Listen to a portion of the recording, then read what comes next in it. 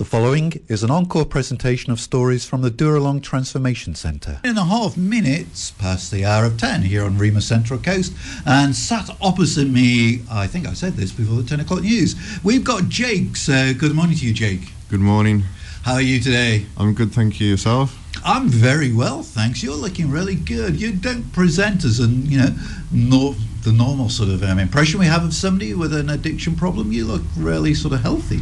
Thank you very much. But then, of course, you're at Dooralong, so you probably are healthy, aren't you? Yes, yes, very much. How long have you been there, Jake? I've been there for 3 months. Yeah? Yep. How much longer? I'm leaving tomorrow. Hooray! I knew that. Yeah, because although you've only been at Dooralong for 3 months, you tell the listeners why you didn't just come off the drugs when you got to Dooralong, did you? What happened? No, so I got off the drugs roughly 3.5 months before entering Dooralong. Yeah.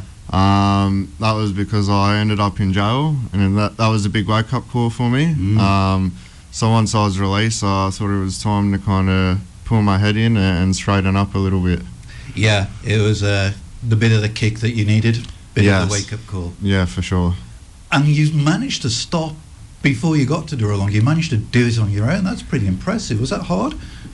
Yes, it was hard. I've always found the hardest part for me is kind of getting through the detox process, and then after that I've just really needed good support, stuff like that. So I didn't use while I was in jail, so I came out and I was clean. And my family are a very, very supportive family, and I had a place to stay with a good friend who didn't use drugs, so that was a big help.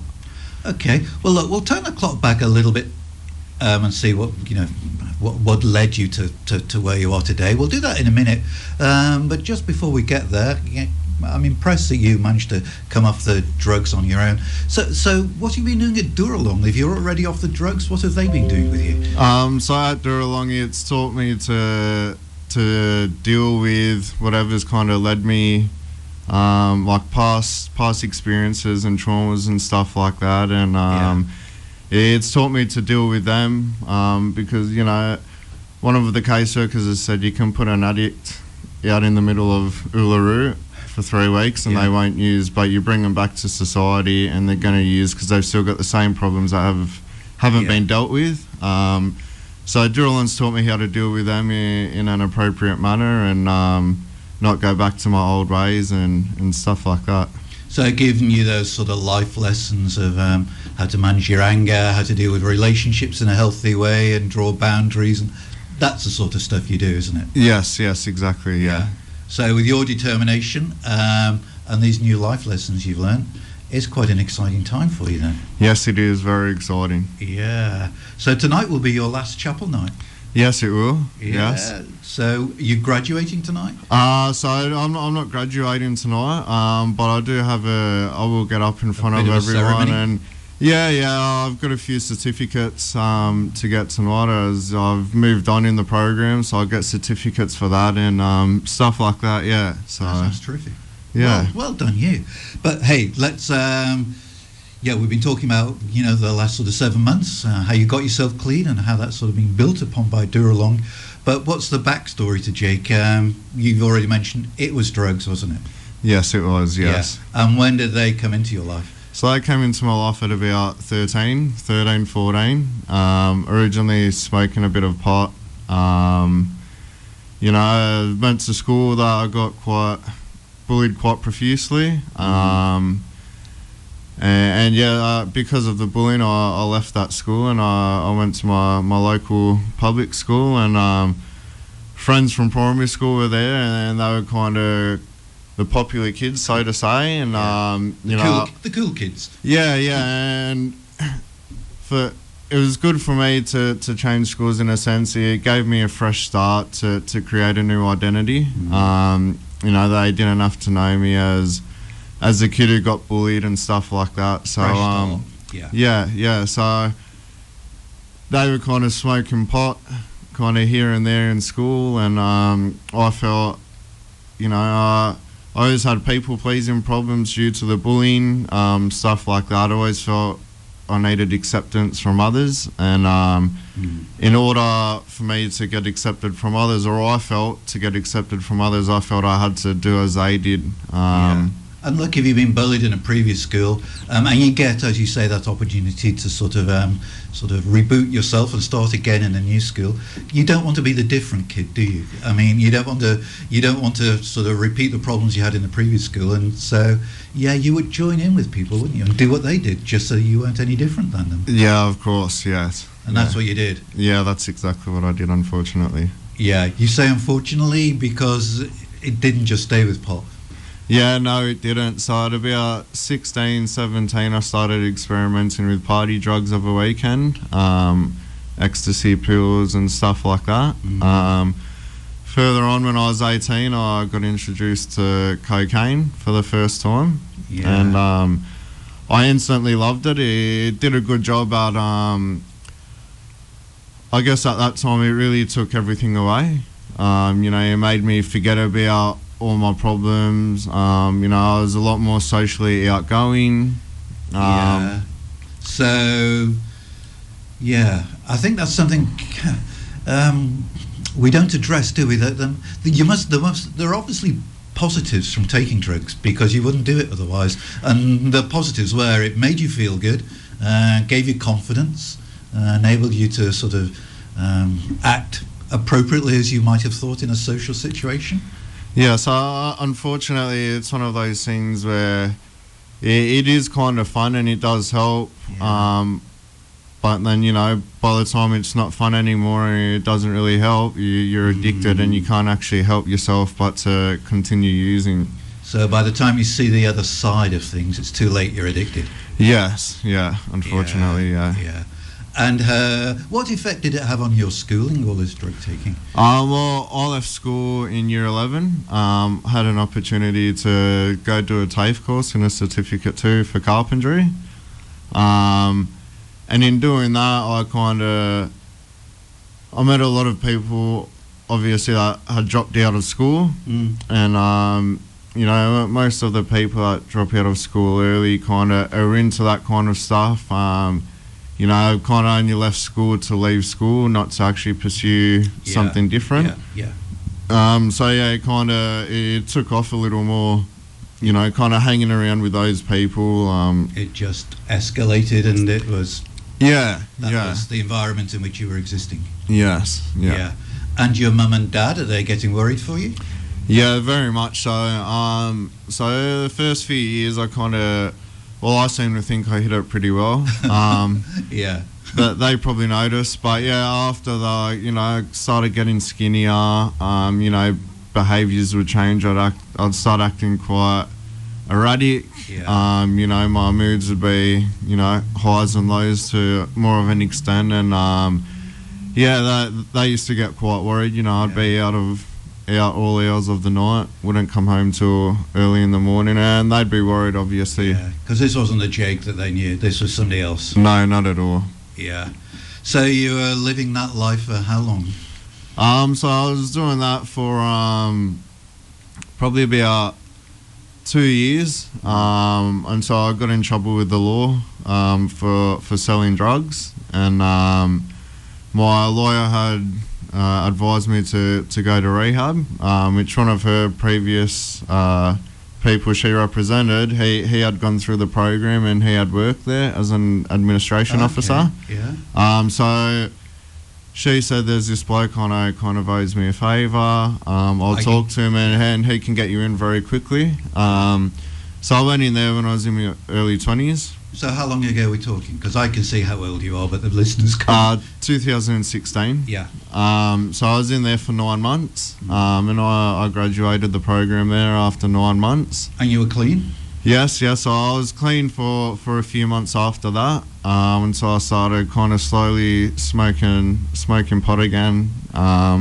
Yeah, I'm just going to interrupt you there, because stopping doesn't seem to be the problem for you, does it? You can get yourself clean for long periods of time. Yeah. So like I said, stopping isn't the problem. It's life. Myself, really. I was the problem, and I had to deal with myself and work on myself, which I never did.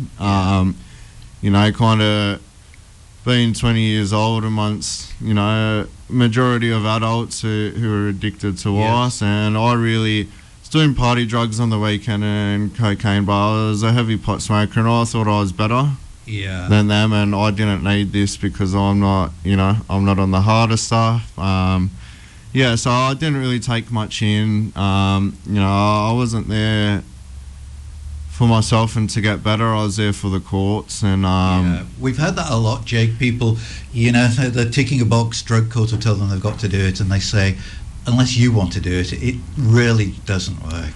Yes. From my previous experiences, that's totally correct. Yeah, but you obviously had another fall because you had your relapse, and then more recently. Somebody must have told you or advised you about Dooralong.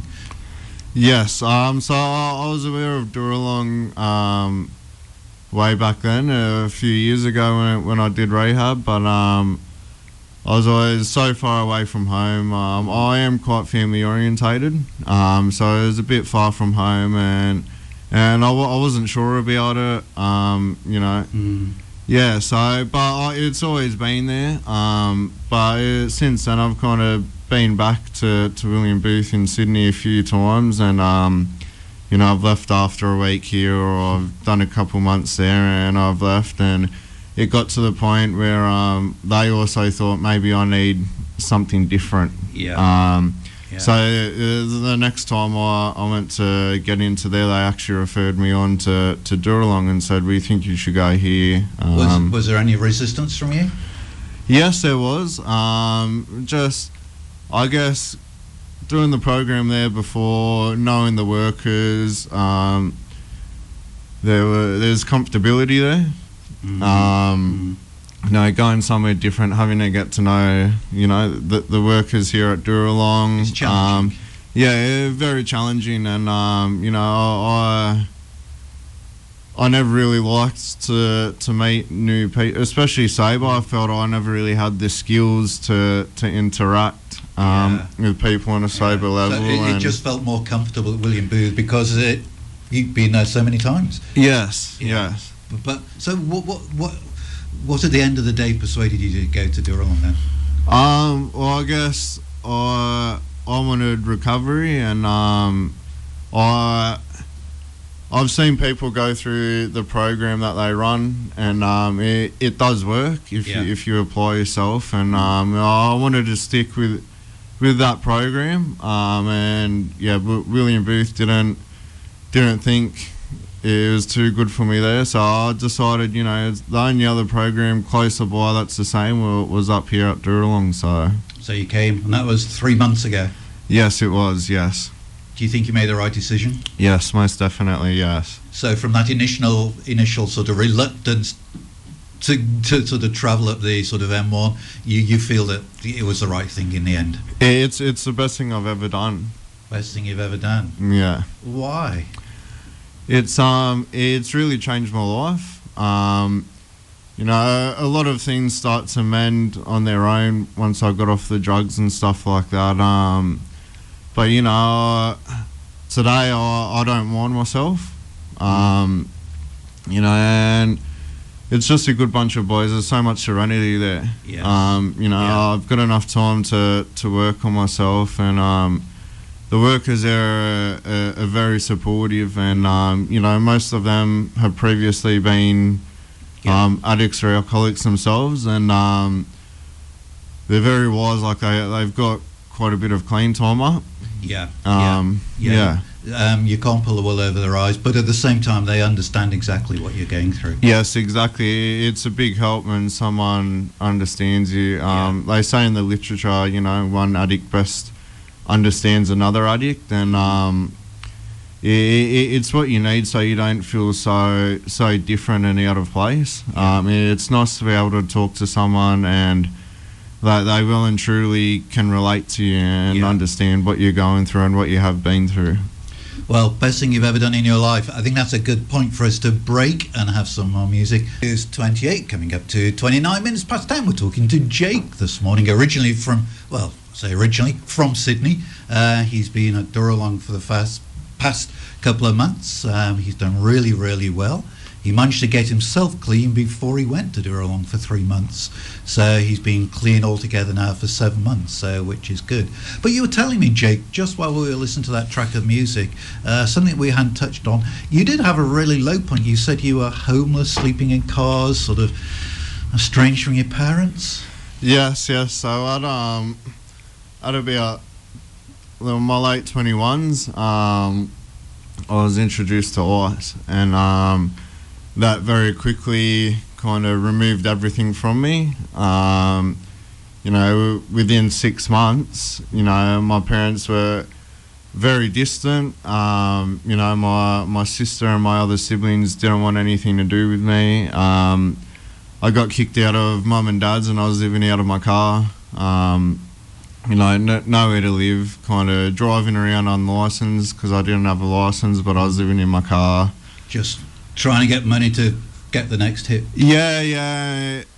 And just, every time I wanted to eat, I had to drive to the shops. But it wasn't only that, I was quite careless. I didn't care what would happen to me. Very impulsive and no self-care or didn't care what would happen to me. I just, And this all happened within 6 months of taking it? Yes, within 6 months of taking it, for a long time I was quite, I guess, angry. Why can people use for so long and still have houses? But now I'm quite thankful for it, because I think if I had a gradual slide and it didn't go downhill so quickly, would I have even had the thought of getting clean? If I didn't hit that low, would I still be doing what I'm doing? So this was a rapid decline. Yes, 6 months from... Yes, very quickly. Yeah. And it was at the end of that you thought, look, I've got to do something, and that's... As you were explaining to us earlier, that's when you sort of spoke to William Booth and eventually came up to Dooralong. Yes. What did you make of Dooralong? What was that, sorry? What did you make of Dooralong?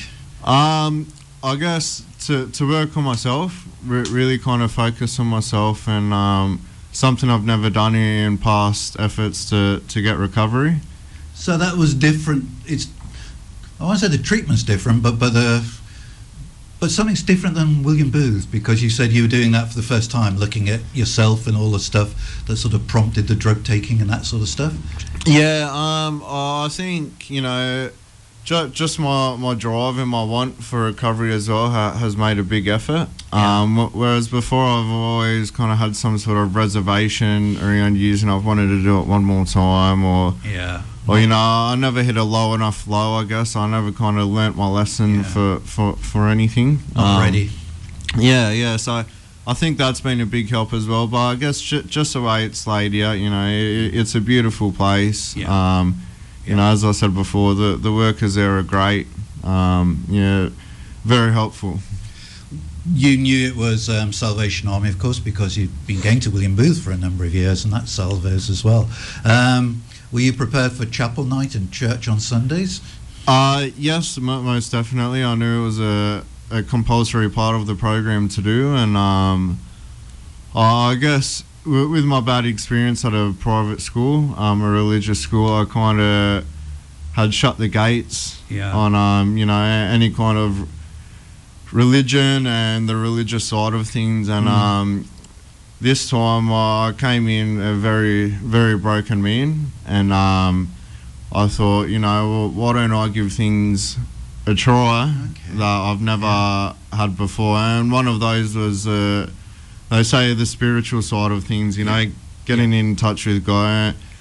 And since doing that, I've actually opened up a lot to it, and I love it.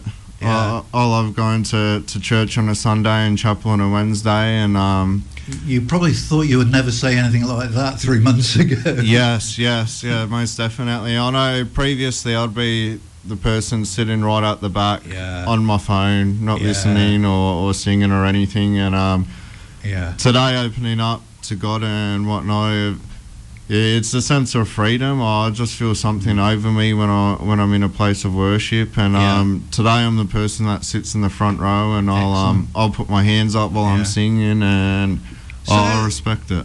What's the difference between the religion that you had as growing up, and the experience that you're now enjoying at Dooralong?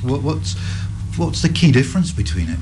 I guess the key difference probably was, when I got bullied in school, and the teachers there were kind of more concerned about me having my socks pulled up to my knees as a part of uniform, rather than me, getting bullied, and me, Rules. poorly academic at school. And so I really thought, I kind of labelled religion to be that bad experience. Yeah.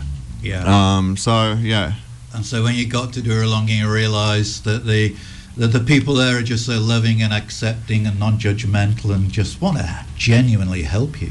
Yeah, most definitely. That's one thing I have said before, is they do things for you out of kindness, not because they want something back in return. There's no reward, no expectation of a reward. They just want to help. Yes, most definitely. And it kind of opened my eyes to maybe, that label I put on religion, it isn't what it really is. No. I think that's an experience that a lot of people, myself to some extent as well, that over the years, having to go to Sunday school and that type of thing, in the past, it's giving you the wrong idea of religion. And when you experience it as it should be, you think, wow, this is good. Yes, most definitely. Yeah. Okay, let's break for some more music. We'll come back, talk to Jake. Listening to 94.9, it's 20 to 11, coming up to 19 to 11. We're talking to Jake this morning from the Dooralong Transformation Centre. Jake's, you're leaving tomorrow. Yes, I am, that's correct. Yeah, you apprehensive about that? Yes. Yeah. Sort of mixed emotions, excited, but also, I hope everything's going to be okay. Yeah, look, without being kind of cocky, I'm confident in my ability to stay clean. I've just got to continue going to meetings and stay connected with the church, and surround myself with good people. And I know that if I do that and I apply myself, everything will be all right. And you were telling me that you found a Salvation Army church close to where you're going to live in Sydney, and that's going to be one of the cornerstones of your life. Yeah, of course. It's important to have people in recovery that you can talk to and to get you, but I think it's also important to have a good support group behind you that are good people but haven't been in addiction. So my whole life isn't revolved around kind of recovery. As much as it is important, I think it's important to have that other support group behind you. I won't call it normality, but different people with different journeys and different experiences to talk to. Yeah, of course. Yeah. So you've done that. What about work? How will you manage for work, Jake? I'll just be working part-time for a while, just until the end of the year, and if I feel like I'm ready to jump into some more full-time work starting next year, I can do that. But I've got work there where my boss kind of knows what I'm going through, and he's happy to respect my wishes of taking it as I feel I need to take it. Yeah, you don't want to rush and stumble. It's better to sort of walk and just be gentle.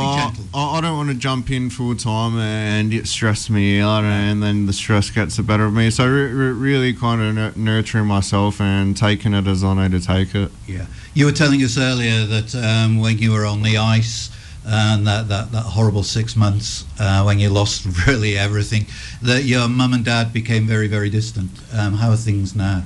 Yeah, things are really good.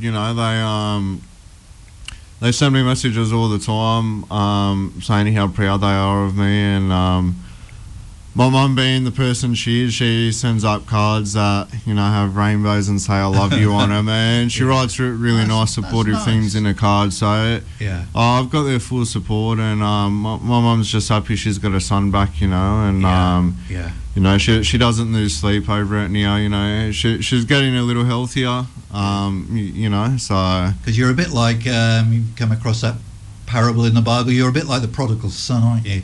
You sort of been to the big city and done all the wrong things, but you're coming home. Yes. That's you. Yeah. Okay. You're also a dad, Jake. Yes, I am. Yes. So you've got a little daughter. Yeah, a little daughter. She's 10 months. So is that part of the incentive to get yourself really well, to be a good dad to her and sort of be a good role model? Yes, of course. I was fortunate enough. I got brought up in a really good family, but a lot of the people at Dooralong and that I've been through program with in the years before have said, they grew up not necessarily knowing any better. Their parents were addicts or alcoholics, and they grew up thinking that was normal, and it's a big reason as to what led them into addiction, and I don't want that for my daughter. No. I want to raise her and be able to give her what my parents have given me, and give her an opportunity to do whatever she wants to do. Yeah, and to be a part of her life, because unfortunately we've spoken to so many guys and girls from Dooralong over the years where through their drug taking they have just lost contact with their precious kids, and they're now estranged and don't see them, and it's a really hard thing. So yeah, I'm lucky enough I haven't had to experience that, but I couldn't imagine what it'd be like having to be distant from your child. Yeah. Christmas is coming up. Can you remember, were you you would have been in addiction last Christmas, would you? Yes I was. Last Christmas I didn't even see any of my family for Christmas. So what were you doing at Christmas? I was just running around doing what I was doing, kind of. Was this the living in your car stage? Yes, I was living in my car then. I didn't really have anyone to go see. It was a very lonely time. I'd see people post on social medias, having time with their family, and I didn't have that. It wasn't a good experience for me whatsoever. And it wouldn't have been a good experience either for your dad, and particularly your mum, who sounds they'd be very close. For them not to have you as part of their Christmas, that would have hurt as well. Yes. Yeah. Although I've been through addiction in previous Christmases, it's been the first Christmas I haven't been home, and I know deep down, especially my mum, it damaged her. It damaged her quite a bit. She always tried not showing it. But yeah, I'm a son, and I've lived with her, for forever. Yeah, and I know her. So this Christmas, it's going to be a good one. Yes, it is very much so. Your own family, your mum and dad, your siblings. Going to be a good family Christmas all round. Yes, it is. Yes. Yeah. Look, Jake, it's been a really it's been an uplifting time talking to you. It's been a very positive story. You sound a very determined person, and we just sort of pray that as God's looked after you in these last 6 months and sort of during your time at Dooralong, He'll continue to steer the course of your life forever, basically. So, and look, have a great Christmas with your family. That would be super. Yes, I will. It will be. It'll be very nice. And have a great night tonight. You'll be, the spotlight will be on you at chapel. Yes, it will be. You're going to have to make a speech. No, I won't have to make a speech, but in the morning, tomorrow morning, but before I journey off, I'll get up and I'll say a few words in the morning at roll call, and will that be emotional? Yeah, it will be. I've made some good friends there. So as excited as I am to leave, it'll be a bit sad. It'll be different. Yeah. But from what you're saying and the church you're going to, your connection with the Salvos will still continue, which is great. Yes, definitely. Okay, thanks. You've been listening to an encore presentation of the Dooralong stories, which can be heard live every Wednesday at 10 a.m. and repeated 8 p.m. Sunday and 1 a.m. Wednesday, right here on 94.9 rema.cc.